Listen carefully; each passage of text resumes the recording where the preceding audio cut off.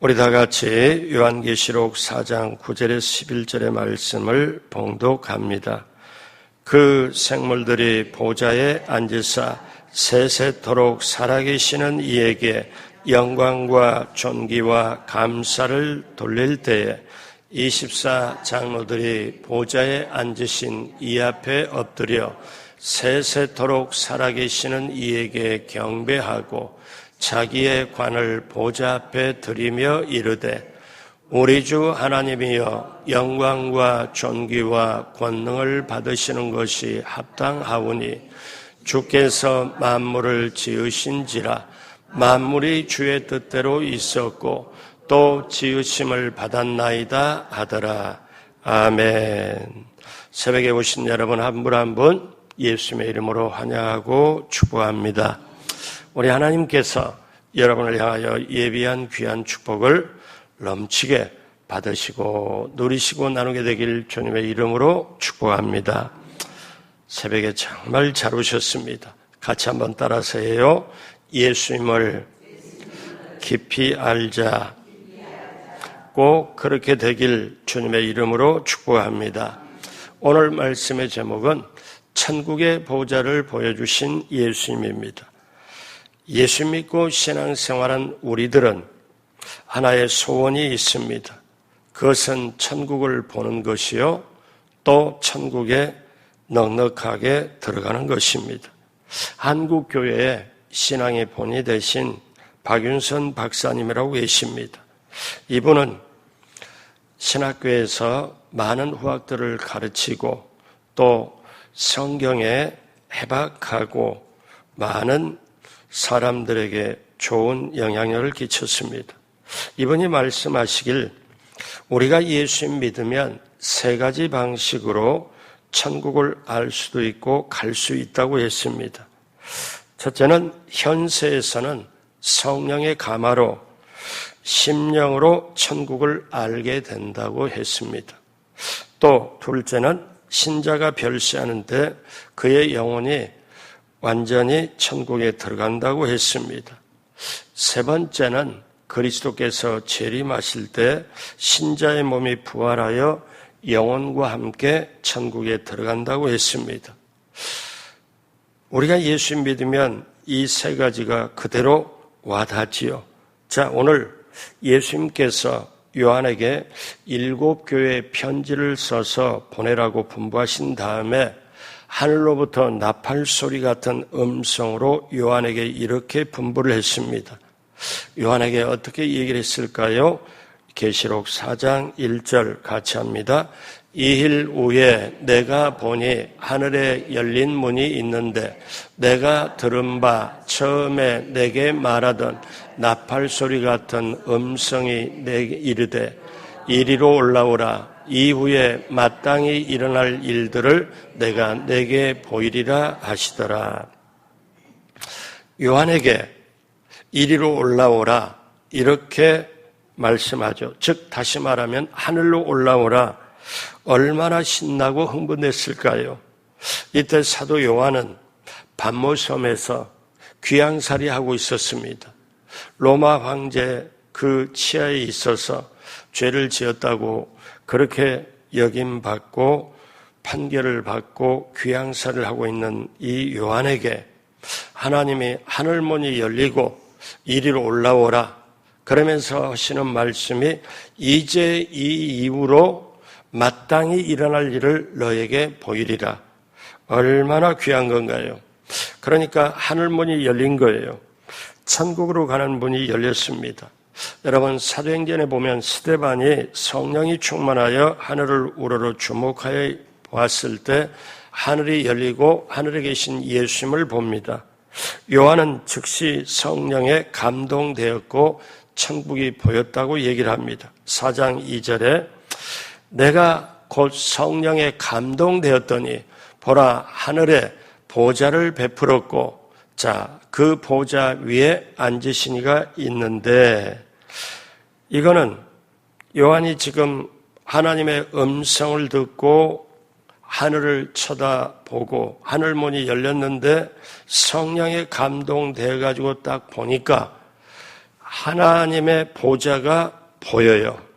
그리고 그 보좌에 앉으신 이가 계셨다. 보좌에 앉으신 이가 있는데 요한은 성령에 감동하자마자 천국의 중심부인 하나님의 보좌를 볼 수 있었습니다. 자, 요한계시록 4장은 천국의 보좌를 보여주는 장면입니다. 11절 가운데 계시록 4장이 11절까지 있지요. 그런데 보좌라는 말이 12번이나 나오지요. 그런데 보좌에 앉으신 하나님의 모습을 보니까 어떤 물체적인 형상으로는 보이진 않고 하나님의 영광만이 보입니다. 그런데 영광만이 보이는데 그 영광은 벽옥, 홍보석, 녹보석으로 표현된 영광이었습니다. 보좌 앞에 보니까 하나님의 어린 양이 서 있고 그 다음에 바로 앞에 7 영이신 성령님이 그 앞에 계시고 보좌 주위에는 4 생물이 둘러서서 하나님을 찬양했고 그 다음 둘레에는 24 장로가 하나님을 찬양했고 그 다음 둘레는 많은 천사들이 또 하나님을 찬양했고 그 다음에는 구속받은 즉 모든 성들과 만물들이 둘러서서 하나님을 찬양했고 이 찬양하는 모습이 온 우주적인 장관입니다. 이거는 한 번도 볼 수 없는 가장 장엄한 모습이죠. 자, 그러면 왜 하나님은 사도 요한에게 천국의 모습을 보여줬을까요? 요한이 본 천국의 모습. 자, 보좌의 모습은 저와 여러분들에게 무엇을 깨닫게 할까요? 첫째로 하나님은 우주를 통치하시는 분이라는 거예요. 천국의 모습을 보여준 목적이 뭡니까? 예수님께서 반모섬에 있는 죄수의 몸인데 요한이 지금 죄수의 몸인데 하늘 보좌를 왜 보여줬을까요? 성경학자들은 주석에서 그런 얘기를 합니다. 하나님께서는 우주를 통치하시는 분이라는 걸 보여주기 위해서 그렇다는 거예요. 하나님은 우주의 중심이고 우주를 통치하시는 분이다. 왜 이걸 이렇게 해석이 되고 보여주시냐? 그 당시는 로마 황제가 신이었습니다. 로마 황제가 하나님 이상으로 사람들에게 여겨졌어요. 그래서 로마 황제가 모든 법이었고 그 통찰의 모든 것이기 때문에 사람들은 황제라고도 말하지만은 사실 거의 신으로 여겼던 그런 시대에 사도 요한에게 보여준 이 모습은 세상의 통치는 로마 황제가 하는 것 같지만 그 세상 위에 온 우주를 통치하시는 분은 하나님이시다.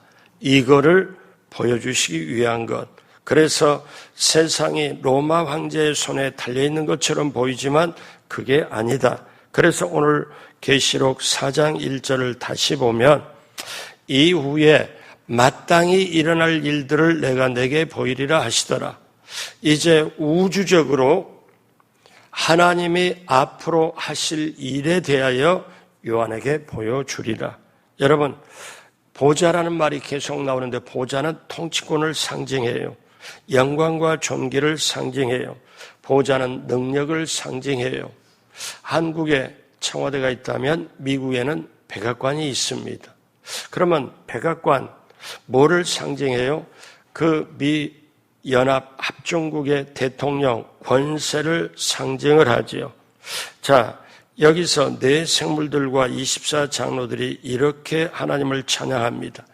계시록 4장 11절에 보니까 우리 주 하나님이여 영광과 존귀와 권능을 받으시는 것이 합당하오니 그 다음 다 같이 할까요? 주께서 만물을 지으신지라 만물이 주의 뜻대로 있었고 또 지으심을 받았나이다 하더라. 온 세상의 우주까지 해가지고 모든 걸 포함해서 하나님은 만물을 지으셨고 만물이 주의 뜻대로 만드셨고 그 지으심을 받았다. 그러니까 하나님은 우주의 중심이고 우주를 통치하시는 분이다. 두 번째, 천국의 모습을 보여주신 또 하나의 목적은 하나님은 영원토록 찬양을 받으시는 분이다. 여러분, 한번 생각해 봐요. 우리가 이 땅에서 이 새벽에 와서 조금 전에 여러분 여러 가지 찬송을 했잖아요. 찬송을 한 번도 안 한 사람이 찬송을 할 수 있겠습니까? 못합니다. 여러분과 제가 마지막 때를 살아가면서 천국을 사모하고 천국에 들어갈 걸 기대하고 천국에 그렇게 마음속에 그려볼 때 천국에 들어가는 거지. 한 번도 천국을 생각도 안 하고 이 세상이 다다 그렇게 생각하는 사람이 천국에 들어갈 리 만무합니다. 그러면 천국의 모습을 보여준 또 하나의 목적은 천국에서 피조물들이 쉬지 않고 하는 일이 무엇인가? 그것은 하나님을 찬양하는 거예요. 계시록 4장 10절에 24장로들이 보좌에 앉으신 이 앞에 엎드려 세세토록 살아계신 이에게 경배하고 자기의 간을 보좌 앞에 드리며 이르되, 그러니까 여기에 24장로라는 것은 구약과 신약의 예수님을, 하나님을 잘 믿는 사람을 대표하는 거예요. 그러니까 하나님을 잘 믿는 사람들을 대표하는데 그들이 항상 쉬지 않고 하는 일은 하나님을 찬양하는 것. 그래서 4장 8절에 네 생물은 각각 여섯 날개를 가졌고 그 안과 주위에는 눈들이 가득하더라. 그들이 밤낮 쉬지 않고 이르기를 거룩하다 거룩하다 거룩하다 주 하나님 곧 전능하신 이여 전에도 계셨고 이제도 계시고 장차 오실 이시라 하시고 4장 9절 같이 합니다. 그 생물들이 보좌에 앉으사 세세토록 살아계시는 이에게 영광과 존귀와 감사를 돌릴 때에, 그러므로 여러분 하나님의 거룩하심을 찬양하고 하나님의 존재 자체를 찬양하고 모든 피조물들은 하나님 보좌에 향하여 찬양하고 또 찬양하고 찬양하고.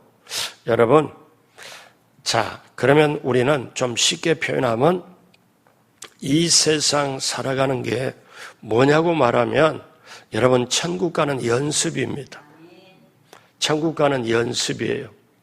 시험도 보고 공부도 하고 그 다음에 계속해야 나중에 시험도 합격할 수 있고 공부에 열매도 맺는 것처럼 천국 가는 연습. 그런데 문제는 천국 가는 연습을 아무리 한다 할지라도 사람이 천국을 갈 수가 없고, 우리 늘 말씀드린 바와 같이 예수님이 제자들에게 내가 십자가를 지고 이제 가는데, 내가 하늘로 가는데 내가 가서 처소를 예비하고 다시 너희 있는 데로 와서 너희를 데리고 내가 예비한 처소로 가리라. 이거를 주님은 말씀하지만 제자들은 그때 성령을 받지 아니한 거로 제자들이 이 말씀을 알아들 턱이 없습니다. 못 알아들어요. 그런데 예수님이 십자가에 죽으시고 부활하시고 이제 승천하신 다음에 예수님이 말씀하신 대로 성령을 받고 보니까 그 말씀이 깨달아지고 믿어지는 것. 그러면 오늘날 이 시대에 저와 여러분들이, 제가 계속 강조합니다마는, 여러분 왜 성도에게 가장 귀한 게 하나님의 말씀이 하나님의 말씀으로 들려져야 되냐? 여러분, 이거는 마지막 때잖아요. 마지막 때는 모든 것이 혼동됩니다. 모든 것이 뒤죽박죽이에요. 그러니까 사람들이 무엇이 옳은지 그른지를 구별할 수가 없어요. 그런데 여러분 보십시오. 하나님의 말씀이 없으면 분별을 가질 수가 없어요.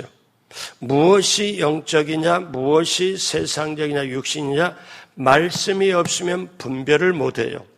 분별을 못하면은요, 어떠냐면은 세상 소리가 크게 들려요. 하나님의 말씀보다는 세상 소리가 크게 들려요. 그러니까 여러분 세상에 사람 만나보면 요즘 뭐 어떻다더라, 주식값이 올라갔다더라, 그런데 물가는 오르고 불안불안하고 세상의 소리를 전하면 세상의 소리를 들으면 들을수록 세상의 소리가 커져요. 그리고 어떻습니까? 하나님의 말씀이 없으면 말씀에 멀어질수록 어떻게 해요? 이제 죄가 가까워져요. 죄는 멀리, 회개는 빨리, 하나님께는 가까이 하려면 결국 말씀을 붙잡아야 돼요.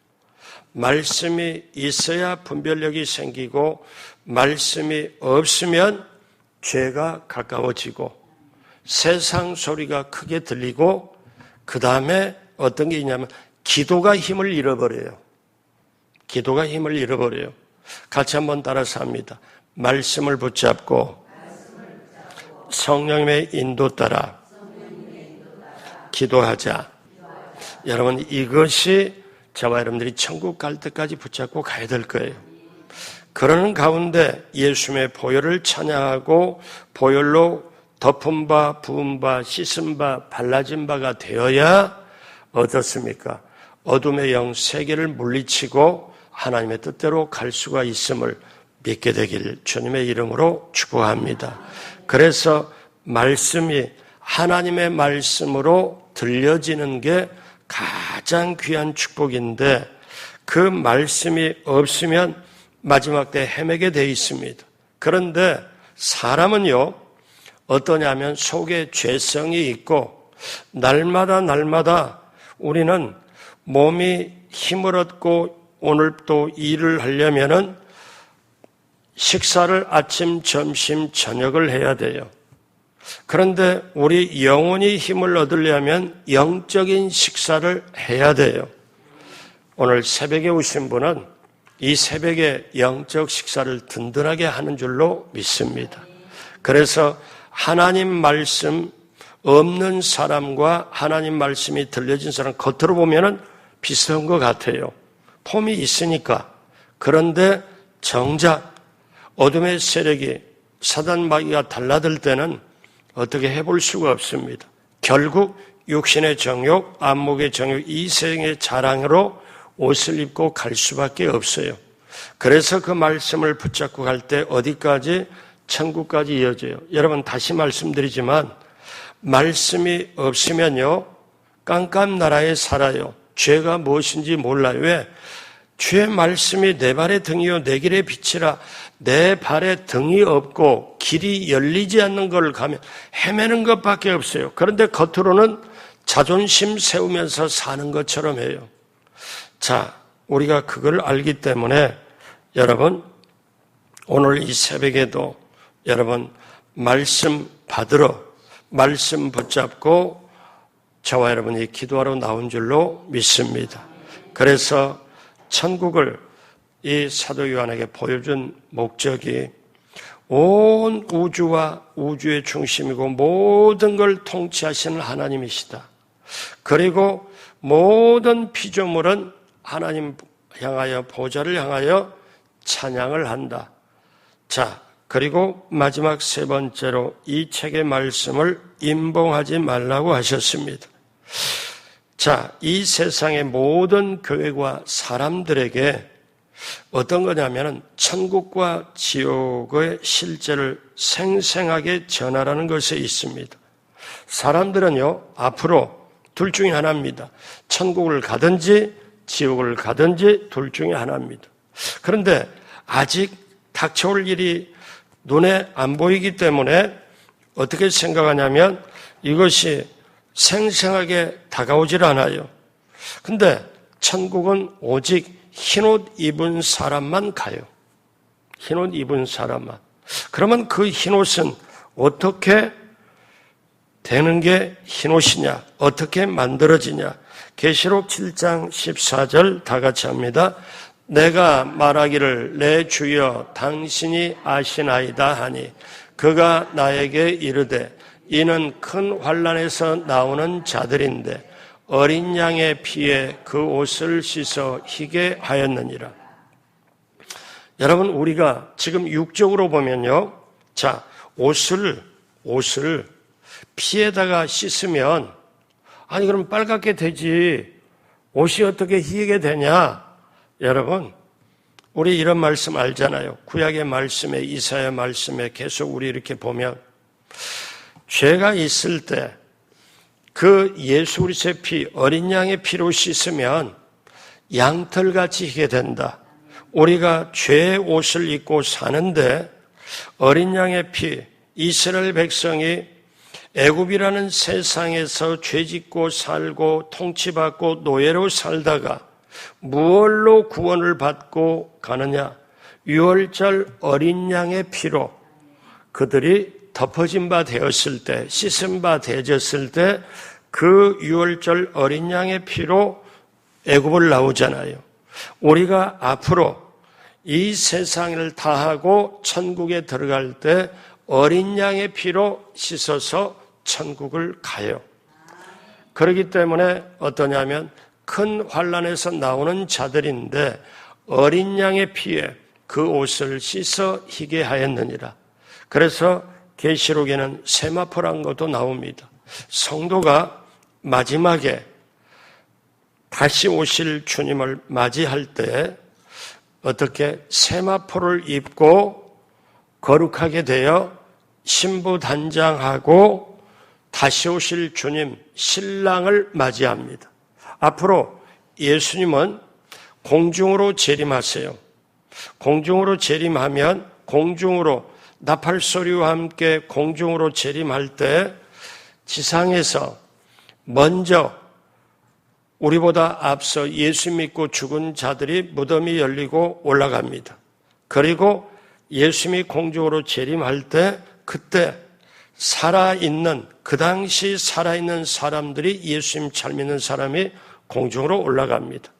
옆에 사람이 몰라요. 둘이 있다 하나는 올라가고. 왜?